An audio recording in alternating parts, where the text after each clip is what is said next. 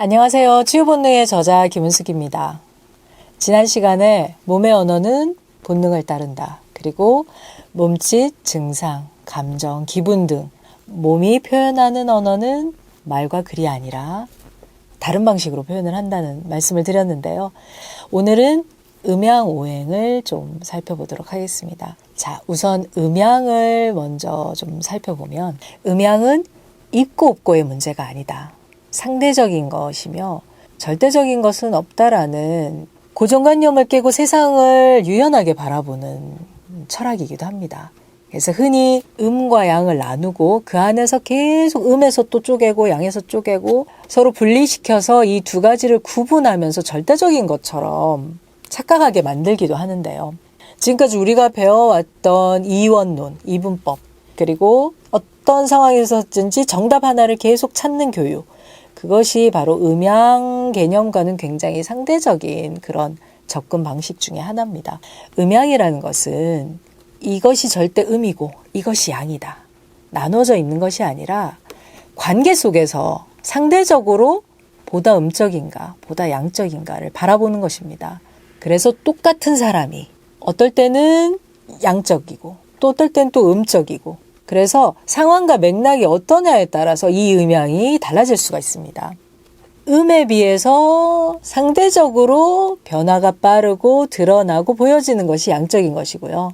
양에 비해서 상대적으로 변화가 더디고 느린 것들, 좀 수렴하는 것이 음적인 것입니다. 그래서 해와 달로 치면 해가 양적이고 그에 비해서 달은 좀 음적인 것일 거고요. 하늘과 땅으로 나누자면 하늘이 보다 양적이고 땅은 보다 음적이겠죠. 그래서 하늘의 변화는 수시로 끊임없이 바뀌는 변화라서 변화가 빠르다.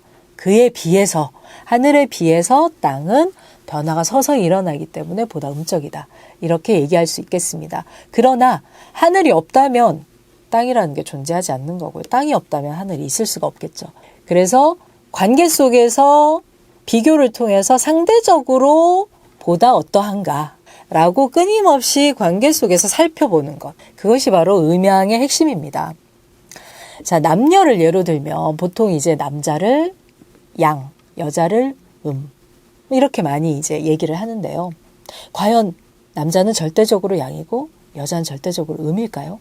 이 이원론이나 이분법에 빠져 있다 보면 남자는 무조건 양이고 여자는 무조건 음이어야 합니다. 그래서 이 두 가지 속성은 바뀔 수가 없기 때문에 오로지 대립을 할 수밖에 없는 거죠. 분리를 하게 되고. 그런데 같은 남녀가 직장에서 여성이 상사이고 남성이 부하 직원이라고 했을 때 과연 이때도 음양의 관계 중에서 여성이 음이고 남성이 양일까요? 그렇지 않은 거죠. 직장 상사일 때는 이 여성이 보다 양적이고 그에 비해서 남성이 보다 음적이라고 할 수 있습니다. 그리고 10살짜리 아들을 키우는 엄마가 있다고 했을 때 아들이 남자니까 그럼 양이고 엄마가 음인가? 여성이니까? 그렇지 않은 거죠.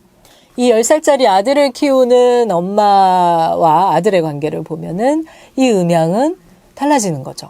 엄마가 보다 양적이고 아들은 음적인 거죠. 그래서 어떤 성별에 의해서 어떤 대상이 절대적으로 음이거나 양이 될 수가 없습니다. 많이 알고 계시는 토끼와 거북이도 마찬가지인데요. 토끼와 거북이가 경주를 하면 누가 빠른가요? 토끼는 빠르고 거북이는 느림보. 보통 그렇게 알고 있지만 과연 물속에서는 어떻게 될까요? 육지에서는 토끼가 당연히 빠르지만 만약에 물에서 경주를 시켰다면 당연히 거북이가 빠를 겁니다. 심지어 이 토끼를 태우고 용궁으로 가는 것이 바로 거북인데 거북이가 육지에 있을 때랑 그 물속에 있을 때 모습 보면 완전히 달라지는 거 보이실 텐데 자, 이렇게 어떤 조건이냐, 어떤 맥락과 어떤 상황이냐에 따라서 똑같은 사람이 전혀 다른 입장에 처하게 됩니다. 그래서 우리말은 입장을 굉장히 중시해서 다양한 호칭들이 있죠. 우리말에는 같은 사람이 엄마도 됐다가 고모도 됐다, 이모도 됐다가 뭐 언니도 됐다가 그 사람이 처한 맥락, 그 사람이 처한 상황에 따라서 똑같은 사람에게 굉장히 다양한 호칭이 붙습니다. 그래서 서 있는 자리에 따라서 입장을 달리한다, 장을 달리한다 예, 그런 표현을 많이 하는데요. 우리가 음양을 공부하는 가장 큰 이유는 바로 이 음양을 통해서 이 삼라만상을 움직이는 힘의 원리, 이 작용을 통해서 세상이 움직이는 이치를 이해하기 위한 건데요. 그래서 음양의 핵심은 구분하고 분석해서 분리시키는 것이 아니라 이 서로 다른 음양이 만나서 어떤 작용을 일으키는가, 그 작용을 바라보기 위한 것입니다. 음양의 핵심은 바로 음양의 작용. 그리고 이 음양이 만들어내는 사건들, 변화들, 그것을 통해서 이 세상이 만들어지고 또 유지되고 흘러가는 그런 근간이 되기도 하는데요. 하늘과 땅의 작용으로 사람, 인간의 삶이 탄생을 하고 남녀가 만나 자식을 잉태하고 또 지구와 달이 끌어당김으로 인해서 조수간만의 차이가 만들어지면서 수많은 자연의 생명들이 그걸 통해서 생명을 또 영위하고 있습니다.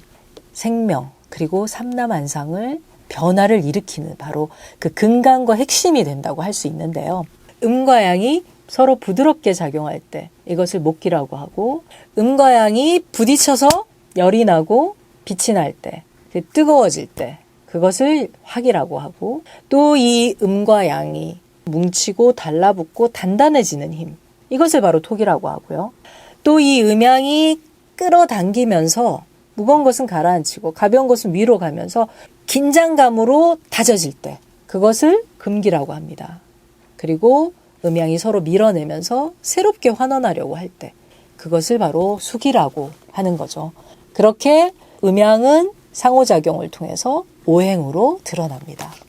음양과 오행을 우리가 잘 이해했을 때 내 몸과 마음에서 일어나는 많은 현상들과 문제들을 바라볼 수 있는 지혜가 열립니다. 그리고 내 문제를 해결할 수 있는 바탕이 되기도 합니다. 그래서 오행은 목화토금수라는 명칭으로 불리지만 오행이라는 문자를 통해서 알 수 있듯이 변화의 국면을 이야기합니다. 고정되어 있는 어떤 물질의 상태를 말하는 게 아니고요. 목기라고 했을 때 나무를 얘기하는 게 아니라 나무로 상징이 되는 기운, 힘, 상태를 얘기하는 거죠. 그래서 이 오행을 잘못 이해하면 마치 우주가 5가지 물질로 이루어져 있다더라, 이렇게 풀이하는 경우도 있는데요. 본질을 놓치고 있는 설명입니다.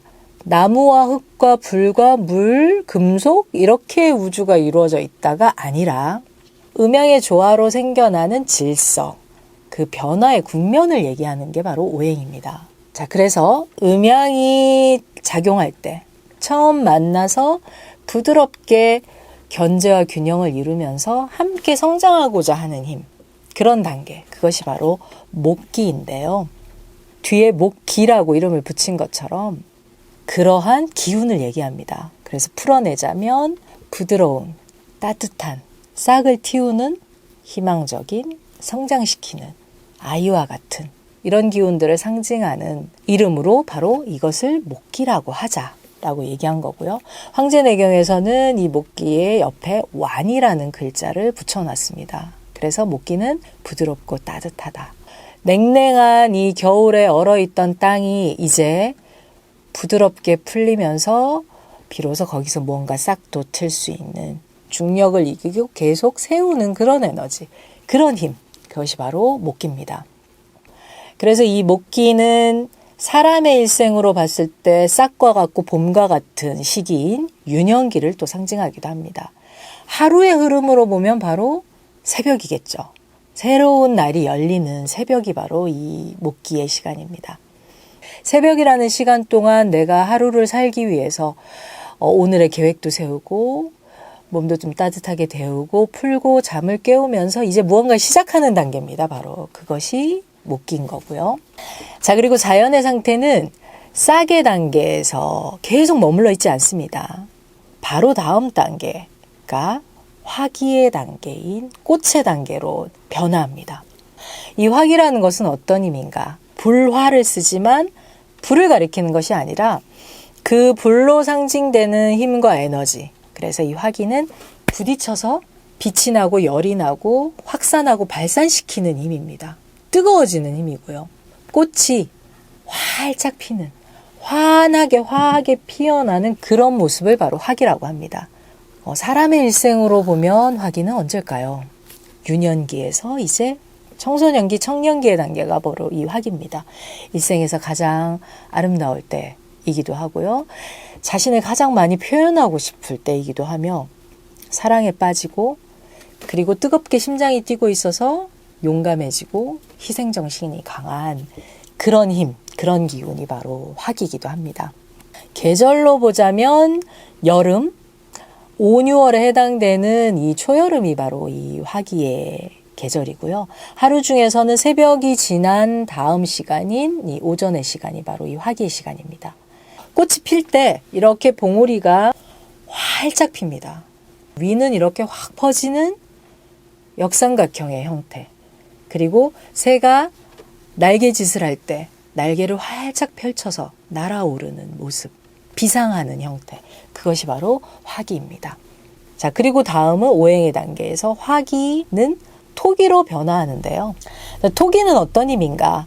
꽃이 피었으면 그 다음 꽃은 반드시 지게 돼 있습니다. 그리고 떨어져서 그 자리에 바로 열매가 맺히는 거죠. 열매를 맺는 힘이 토기고요. 열매를 맺는 힘, 그래서 안으로 뭉쳐서 내실을 기하는, 실해지는 힘입니다. 끈적하게 달라붙고 뭉쳐서 계속 현실적으로 무언가 열매를 만들어내는 힘입니다. 그래서 우리가 일을 할 때는 이 토기가 어떤 것들을 계속 반복해서 내 몸에 있게 만드는 그런 힘이고요. 계절로 따지면은 5, 6월이 지난 7, 8월의 삼복더위가 바로 이 토기에 해당이 됩니다. 하루 중에서는 점심시간이 지난 이 오후의 시간대겠죠. 그래서 이 토기는 단단한 힘, 다부지게 뭉치는 것, 다 끌어당겨서 하나가 되게 하는 것. 그래서 그걸 토기라고 하자라고 이름을 붙인 거고요. 단순히 흙이 아니라 토기, 토대, 바탕, 그리고 뭉치는 에너지, 화합해서 하나가 되는 힘, 그것이 바로 토기입니다. 그리고 이 열매는 익고 익어서 결실과 수확의 단계인 가을로 접어드는데요. 싹이 트고 꽃이 피고 열매를 맺었던 많은 생명체들이 이 가을이 됐을 때는 심판의 시간, 이제 분리를 할 수밖에 없는 그런 시기가 옵니다. 바로 알곡과 쭉정이로 나눠지는 건데요. 이 가을에는 좋은 종자를 추리기 위해서, 그리고 잘 익은 알곡들은 취해서 따로 보관을 하고, 쭉정이들, 비어있는 쭉정이들은 가차없이 거름으로 가거나 불쏘시개로 쓰입니다. 그래서 지금까지 싹 터서 계속 함께 왔지만 길이 갈라지는 거죠. 이 금기라는 시기에. 그래서 금기는 분리시키는 힘이고요. 그리고 물기를 쪽 빼고 건조시켜서 압착하고 눌러서 이 수축을 시키는 힘입니다. 그래서 거기서 씨앗만 얻어내는 힘이기도 하고요. 그래서 가을에 예전에 할머니들이 많이 집에서 하셨던 게 바로 이 알곡과 쭉정이들이 섞여 있는 것을 체에다가 이렇게 까부는 그 작업을 하셨는데요. 그래서 어른들이 잘 하셨던 얘기가 까불지 마 라고 하셨던 거죠.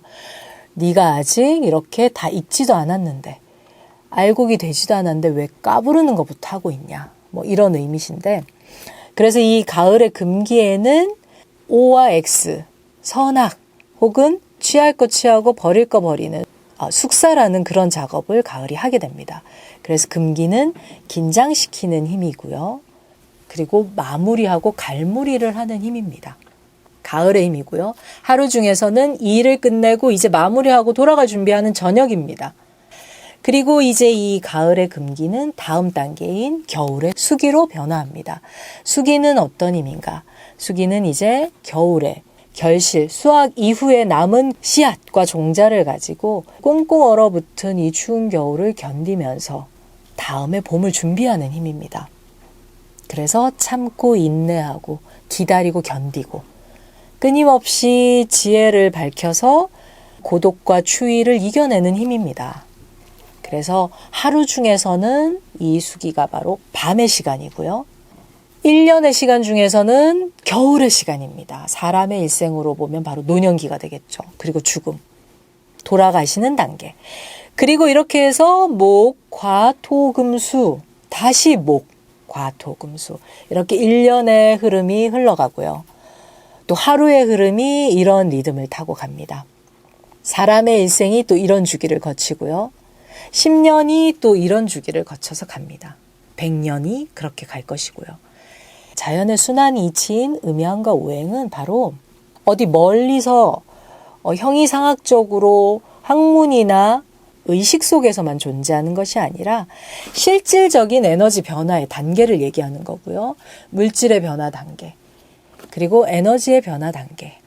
음양이라는 서로 다른 에너지가 함께 상호작용하면서 펼쳐지는 이 삼라만상의 모습, 그리고 진행의 단계의 표현입니다.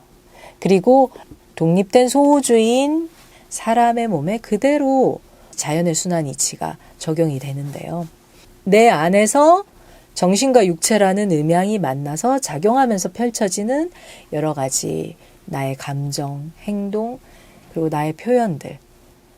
나에게서 일어나는 많은 것들이 결국은 내 정신과 육체, 음양의 작용을 통해서 펼쳐지는 오행이 드러나는 모습이다. 그렇게 볼 수 있고요. 그러면 나는 어떤 계절을 살고 있을까? 나는 어떤 이 오행의 단계와 국면을 나는 겪고 있고, 나에게는 어떤 힘이 더 많이 나오며 또 어떤 힘은 부족한 걸까? 내 안에서 음양은 어떤 작용을 일으키고 있는 것일까? 네, 그것을 살펴보는 것이 바로 이 음양오행이라는 기호를 빌어서 내 몸을 이해하는 방식인 거죠. 그러면 오늘 치유본능의 한 부분을 좀 읽어드리면서 좀 마무리를 해보도록 하겠습니다.